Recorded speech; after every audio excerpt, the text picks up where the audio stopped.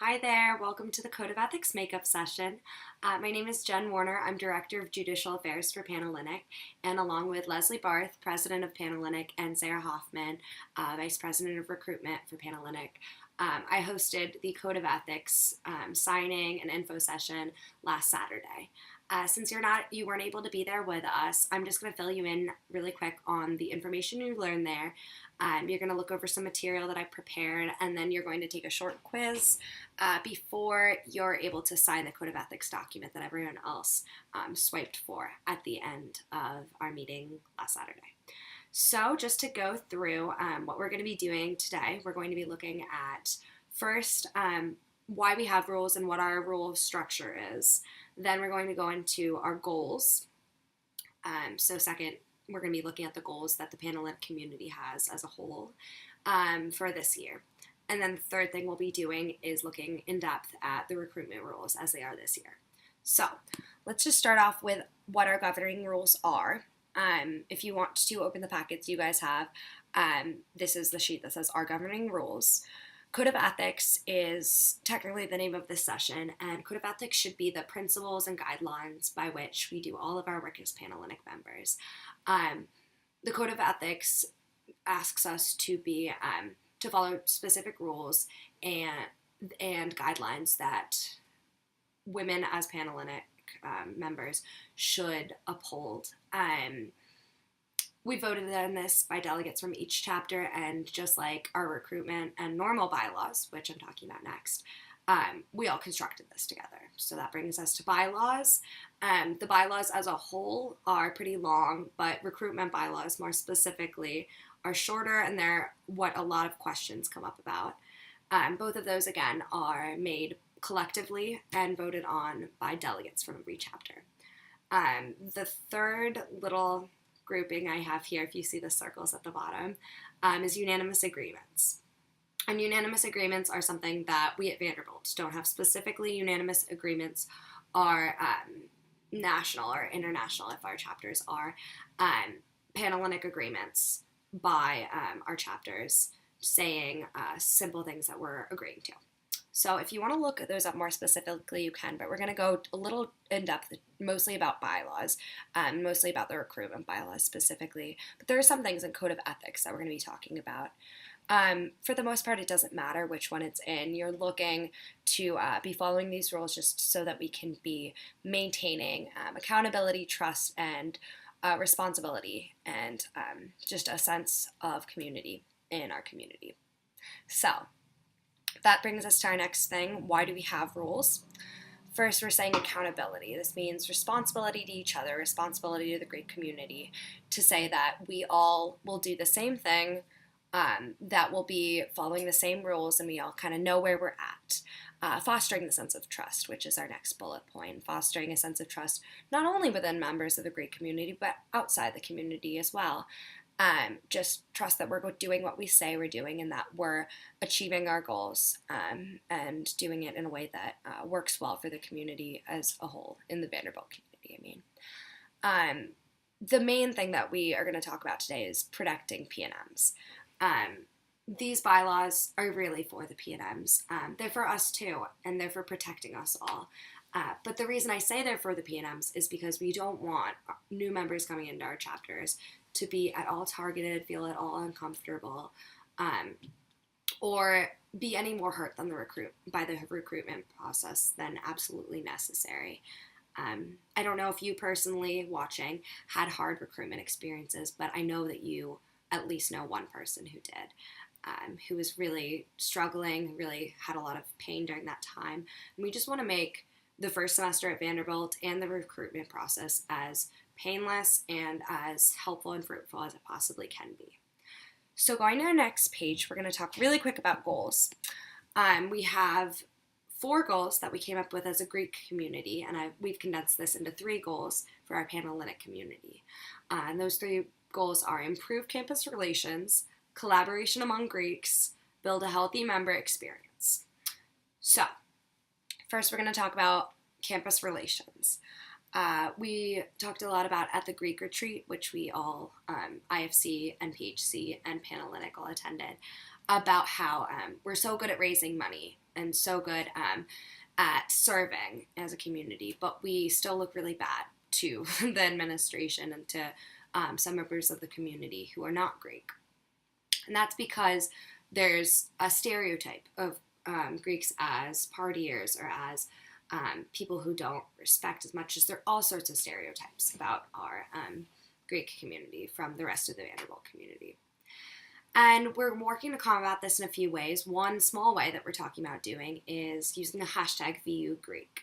And this is something that you as a general chapter member can do easily. You just, if you're doing something with your sisters that you think is positive, studying with cookies in the house, going and working out with your sisters, anything, and it doesn't even have to be your sisters specifically. It can be any Panhellenic women or other Greeks.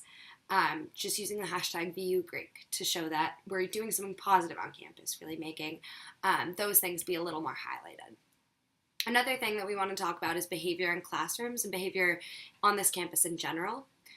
This is one that was brought up in terms of especially with stickers. So if you have your laptop with you now, I can say that probably 50-50 chance at the very least that you have a sticker that either says Greek or your sorority letters on it. Now, not everyone does, of course, but being a member of the Greek community means we're always wearing our letters, like we talked about at earlier meetings that you may or may not have seen, but you're always wearing your letters. You're always a reflection of the Greek community. And if you're falling asleep on your laptop that has letters, a professor is going to see that if he sees you falling asleep in class and say, wow, Greeks don't pay attention in my class. Greeks don't care. So that's one thing that we want to do to try to up our image a little bit, improve campus relations. One thing also that we're doing is the Emerging Leaders Program. This was formerly Greek Lead, and we're just going to be doing a program to foster young leaders. So if you're a sophomore or junior, definitely talk to Greek Life Office about that. Since you're already in to watch this video, or apply online if you're interested. Applications are live now. I'm not sure offhand of the due date, but I don't think it's going to be live for that much longer. Next thing is going to be collaboration among Greeks. Collaboration among Greeks comes up most importantly for us as Panhellenic women with our philanthropy events. And this doesn't mean as much philanthropy events in the fall because those get pretty good attendance. But one thing that a lot of presidents expressed interest in changing would be participation by Panhellenic chapters in other Panhellenic events in the spring. So if there's anything that requires dodgeball or kickball or any kind of sports, anything that needs a team, we'd love to get Panhellenic chapters making teams for the other Panhellenic sororities philanthropy events. That'd be great. Also, tri-council events, which definitely be on the lookout for, and Panhellenic-wide programming as general members of your chapter. Just be attending those, be encouraging those. Those could be fun. Another one that especially came up at the Greek retreat was behavior at fraternity parties. Now, not all Panhellenic women go to parties held by IFC fraternities, but some do. And at the Greek retreat, a lot of IFC presidents and IFC exec were expressing that behavior at fraternity parties by Panhellenic women could be improved.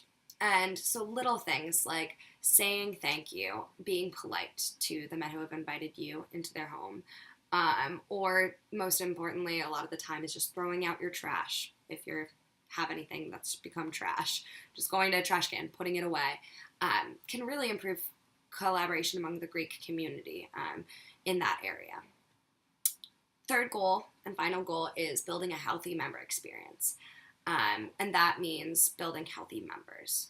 So one huge thing of that is going to be the campus partners. That's if you or one of your sisters or one of your friends who's a Panhellenic woman, really any of your friends, need support and help, reach out to our campus partners. They're fantastic. We have the PCC, the Women's Center, the Safe Center, the LGBTQI Center, the Alcohol and Wellness Office. There's so many campus partners that you can reach out to, and please do if you need help.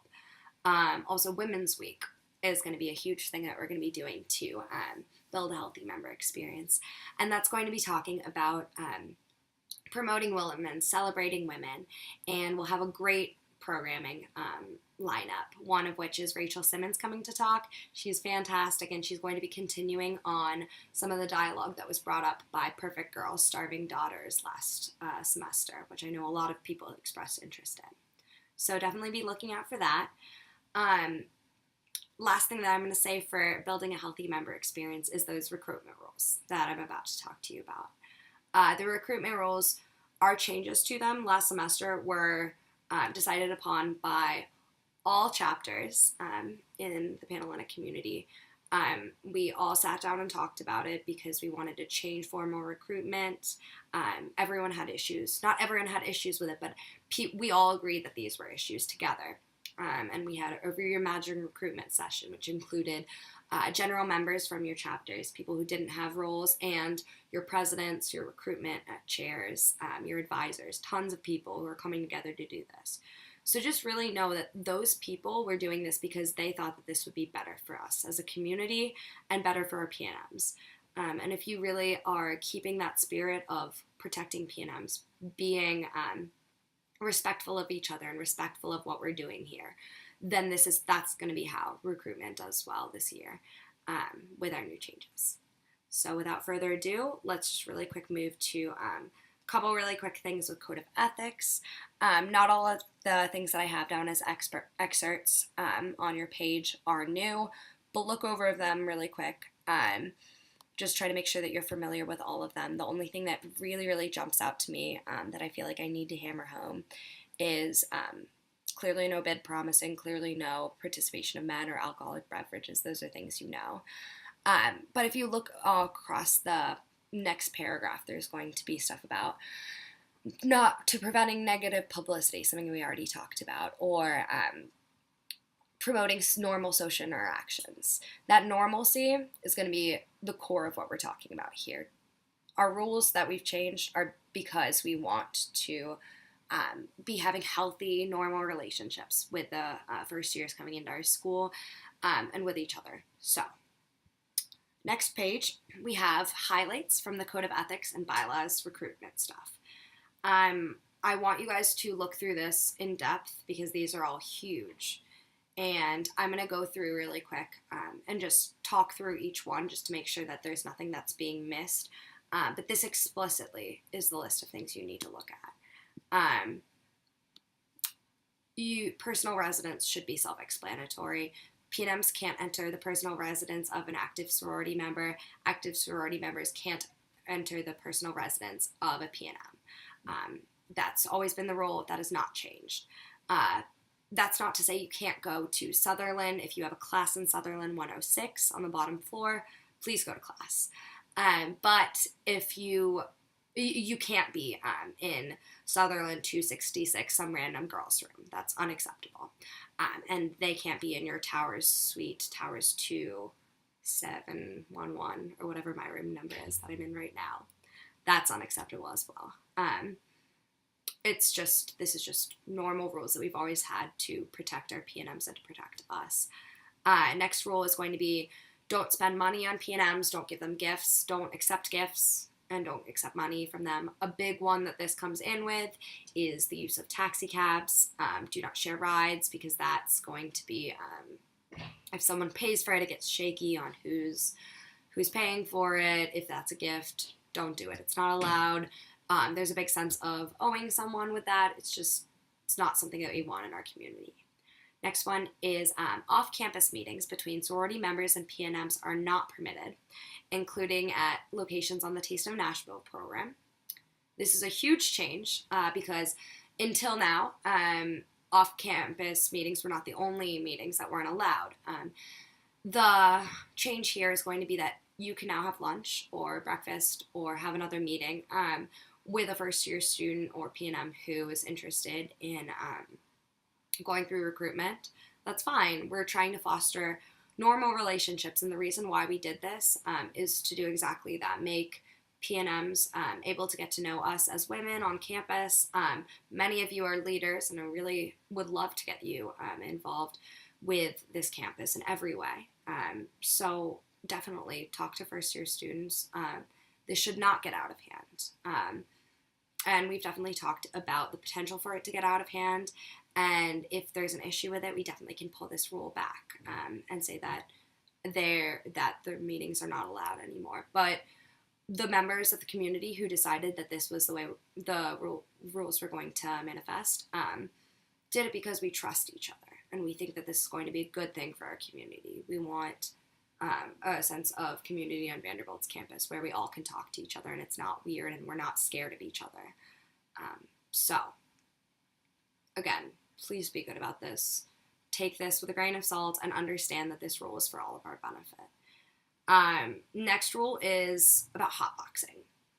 I don't know if everyone understands the hotboxing rule, and I don't have any people to help me picture it, but basically the intent behind this rule isn't about the numbers. This is about the intentionally separating, intentionally engaging in inappropriate or intimidating conversations with a PNM.